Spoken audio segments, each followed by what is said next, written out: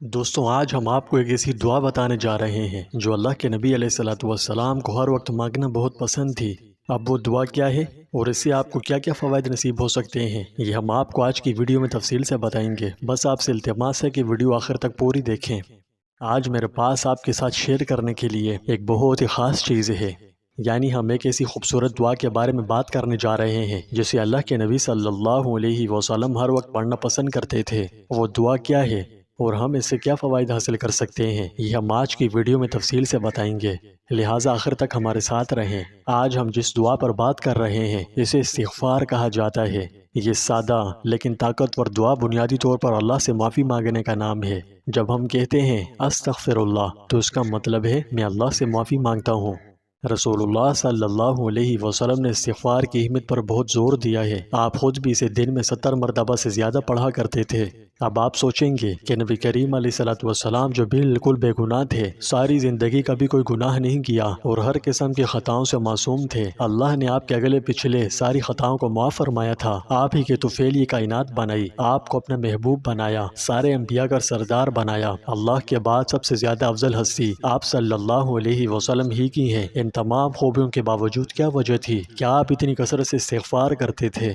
تو یاد رکھیے اس کا جواب رسول اللہ صلی اللہ علیہ وسلم کے کمال فہم اور اللہ کے ساتھ تعلق کی گہرائی میں مضمر ہے۔ ہمیں اس کی گہرائی میں جانے کی ضرورت نہیں، بس جو ظاہر ہے اسی پر توجہ رکھنی چاہیے۔ ہاں البتہ اتنا ضرور ہے کہ رسول اللہ صلی اللہ علیہ وسلم اللہ کی بڑائی اور عظمت کا سب سے زیادہ گہرا ادراک رکھتے تھے۔ آپ جانتے تھے کہ بحیثیت انسان کے اعمال ہوا کتنے ہی کامل کیوں نہ ہوں، وہ کبھی بھی عبادت اور شکر کی پوری شدت کے احاطہ نہیں کر سکتے جس کا اللہ حقدار ہے۔ اللہ سبحانہ و تعالیٰ کی لامحدود عظمت و کبریائی کے اس گہرے ادراک کی ایک وجہ کے طور پر نبی کریم صلی اللہ علیہ وسلم مسلسل استغفار فرماتے۔ یہ اس بات کا ثبوت ہے کہ انسانی کوششیں خواہ کتنی ہی مخلص کیوں نہ ہوں، اللہ کی رحمت اور کمال کی بے پایان فطرت کے مقابلے میں ہمیشہ محدود رہتی ہیں۔ مزید یہ کہ رسول اللہ صلی اللہ علیہ وسلم کا کثرت سے استغفار آپ کی گہری عاجزی کا مظہر تھا۔ اپنے کمال کے بے مثال بلند مرتبے اور بے گناہ فطرت کے باوجود آپ نے امت کو اللہ کے سامنے عاجزی کی اہمیت ظاہر کرنے کے لیے مسلسل اللہ سے معافی مانگی۔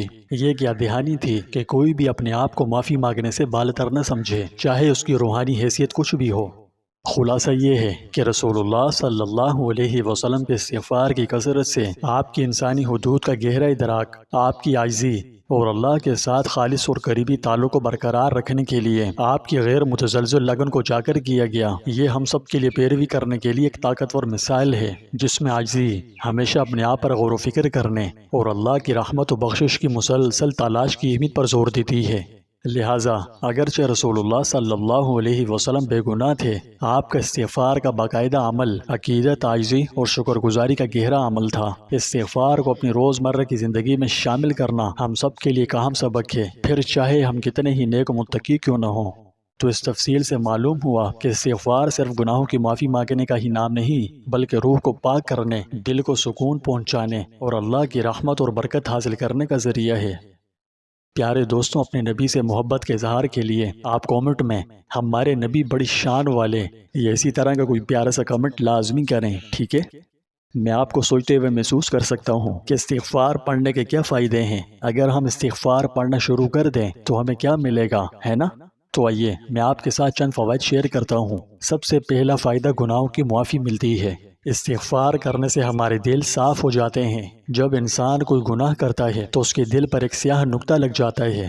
جب مسلسل گناہ کرتا رہتا ہے تو گناہوں کی نوسط سے اس کا دل بالکل سیاہ ہو جاتا ہے۔ روحانیت میں دل کے کالا ہونے سے انسان پر مسلسل پریشانیوں کے پہاڑ ٹوٹتے ہیں۔ مشکلات کبھی ختم نہیں ہوتی، ایک ختم ہو پیچھے دوسری آ کھڑی ہو جاتی ہے۔ غم، دکھ، بیماریاں اسے گھیر لیتی ہیں اور انسان پر سخت روحانی و جسمانی اور ذہنی بوجھ ڈالتی ہیں۔ لیکن جب وہ سچے دل سے معافی مانگے، توبہ و استغفار کرے تو اس کی غلطیوں اور گناہوں کا بوجھ اتار دیا جاتا ہے، جس سے خوشحالی نصیب ہوتی ہے۔ دوسرا فائدہ پریشانی سے نجات ملتی ہے۔ یہ ہمارے دلوں میں راحت اور سکون لاتا ہے، خاص کر مشکل وقت میں۔ تیسرا فائدہ رزق میں اضافہ ہوتا ہے۔ باقاعدگی سے استغفار پڑھنے سے ہمارے رزق میں فراوانی اور برکت آتی ہے۔ چوتھا فائدہ آفات سے تحفظ ملتا ہے۔ یہ مصیبتوں اور مشکلات کے خلاف ڈھال کا کام کرتا ہے۔ پانچواں فائدہ اللہ سبحانہ و تعالیٰ کے ساتھ ہمارے تعلق کو مضبوط بناتا ہے۔ یہ ہمیں اللہ کے قریب آنے میں مدد کرتا ہے، ہمارے ایمان اور توکل میں مضبوطی اور پختگی پیدا کرتا ہے۔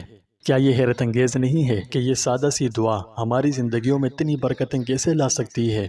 رسول اللہ صلی اللہ علیہ وسلم نے فرمایا، جو شخص استغفار کرتا ہے اللہ تعالیٰ اس کے لیے ہر تنگی سے نکلنے کا راستہ اور ہر پریشانی سے نجات عطا فرماتا ہے، اور اسے ایسی جگہ سے رزق دیتا ہے جہاں سے اسے گمان بھی نہیں ہوتا۔